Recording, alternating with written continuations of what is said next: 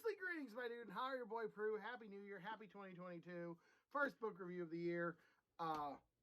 Just there you go. I'm very excited. I don't know how many I'm gonna do this year. I didn't really get much of my reading goal done. Last year was kind of super busy with the overtime for Pruitt and very busy at work. This year I want to try to organize, get a bit more structure.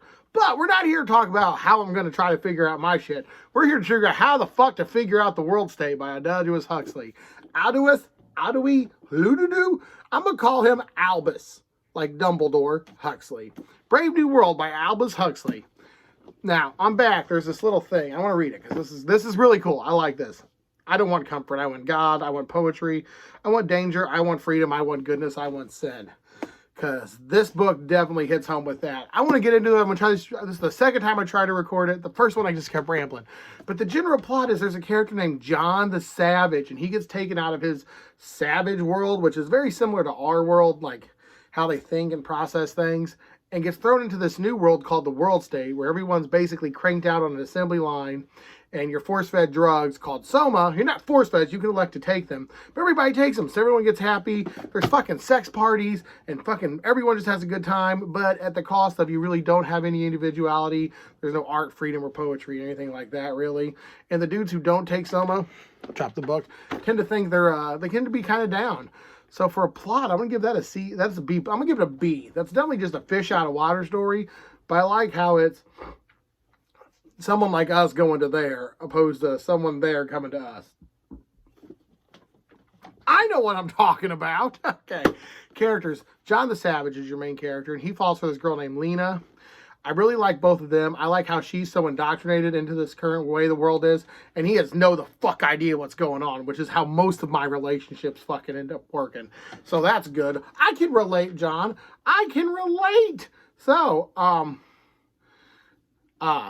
there's another character named Bernard that I thought was cool. John's mother was cool, and the characters I'm gonna give a B to. Everyone I felt was really nice.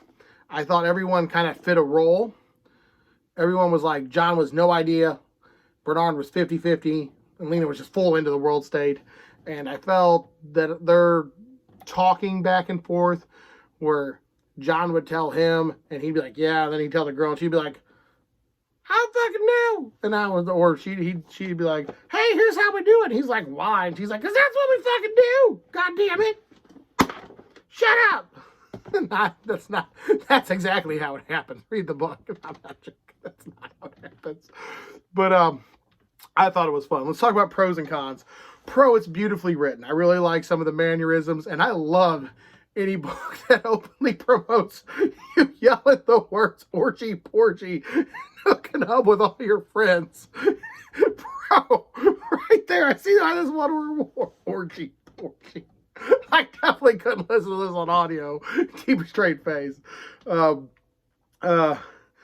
Cons, they do throw a lot of the sex and religion and freedom references at you. And it's 340 pages. If it was a little less, that would have hit home. But after a while, I was like, I get it. Y'all traded individuality for happiness. Is it worth it? That's what your goal is to decide. I get it. You kick home. Journey. Let's talk about how I enjoy. How do I enjoy the 340 pages of Aldous Huxley that I read this year? I enjoyed the shit out of it. I'm going to say there's the only issue I can say is I remember the third night I was on page 130 and I put it down.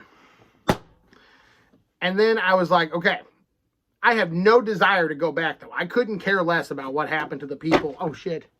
End of this book. However, I'm glad I did because this had the most beautiful ending I've ever read. I really enjoyed the ending. I really liked what happened with some characters, and it was really fucking sad. It makes sense though. I can't say it because of spoilers, but I really like the ending. So I'm gonna give this whole thing just a big solid B. Everything in this book is a B+ read. The characters were great, the plot was great, and the ending was fucking solid. And I liked how the writing style went. However, if you're just gonna fucking over bombard me with, I get it, drugs over freedom. You can be happy or you can be wise. You can't be both. That got old after a while. However, now that I finished the review, I will say that this definitely did get me thinking. I read this once in high school, and I hated it. I read it now, and I kind of get it. So, I personally have a problem in relationships where I stay a little too distant, and then I get overly attached. I don't start off like here and then we build to here. I start off here and then just go straight to here. I always say it's like falling asleep. I'm laying in bed and I'm playing on my phone. I'm a little not doing it at first. But once I get to that stage, I'm all in. And sometimes that doesn't work out. And that hurts sometimes. So, like, that's just any relationship. Not just, like, loving, like, work relationships. Like, I don't give a shit. I don't give a shit. I don't give a shit. Then one day, just out of the blue, I'll be like, you know what? Let's just start fucking giving a shit. And then I'll be all in. And it's caused some problems in the past. My kitty's here. If you're wondering what my arm's doing. Oh, she's gone now. There she goes, the kitty. But, so I could relate. But the thing in the book that got me was there's these pills that make you happy, like, all the time. And there's, like, you got to give up art, poetry, and literature. And everyone's like, oh, I wouldn't, or I would. And it got me thinking, I used to say I wouldn't.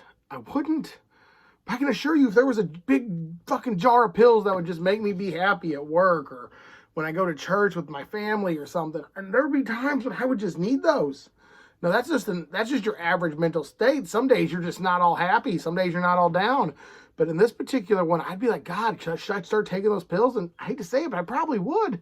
I wouldn't stay on them because I would like the art, the poetry, the Slipknot, the Cobra Kai on Netflix. However, I also definitely wouldn't want to be pondering how I'm on a floating planet that's dying and one day everything's going to go out and my mind can't process death because no one knows what happens after death. And no matter what happens, I'm going to face it alone. But there's a pill that won't make me think about that when I'm trying to sleep at night. And I would probably take it, but I don't know what to do. And it got me thinking. So I hope you read this and it gets you thinking. If you read this and you're like, Pruitt, you're fucking high. You have no fucking idea. I didn't get any of that. I just like the orgy-porgy scenes, and I thought the character beating the shit out of other characters were fun. Great, let me know. This has been your boy, Prue. You stay creepy, dudes. Deuces.